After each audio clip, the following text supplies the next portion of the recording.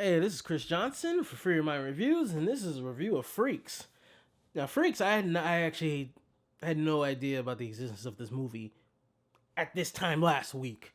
All I knew, I just with being an AMC A-list member and being a member of Alamo Drafthouse season pass, you see movies that are available to be seen, and so you can see them, and let's go.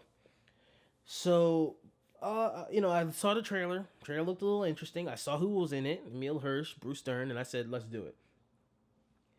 And why I was in for such a pleasant surprise that really surprised me in a lot of elements in a lot of ways and made me question myself and question how I feel about certain types of people in films, like in stories. Like especially as being a superhero fan, a sci-fi fan, and you watch X-Men in particular and the mutants and you see mutants being oppressed and my side is usually always on 100% the side of the mutants being oppressed, being Xavier's side. I always understood where Magneto was coming from. And Freaks is kind of like one of the first movies for me that really nailed the idea of being afraid of somebody with powers, especially somebody with powers who kind of doesn't respect the free will of others in a way. Freaks is about Emile Hirsch as a dad trying to keep his daughter safe, keep her in the house, keep her from the outside world. What is going on with the outside world? And it's basically from there, it's basically an X-Men type of scenario where you have mutants and you have normal people, and normal people hunt the mutants type of thing. And the daughter's basically a mutant. So when you go with that initial story, of course, my first thought is going to be, oh, that's wrong, that's evolution, that's what the people are, you're not right for that, blah, blah, blah. Like I would in an X-Men story. But what this film does great is it actually makes me question that. Because there are great moments. Number one, I gotta say this, special effects for a movie which I assume has a small budget, very well done. Very, very well done. I was impressed. But yeah, the thing I was most impressed about is the fact that it took this belief that I've always had while watching superpowered stories, and it pushes it to the point that I can completely understand the governments and the normal non-powered people being afraid of people with powers in a way because there's no gun registration on that chick. That chick just has powers. That's it.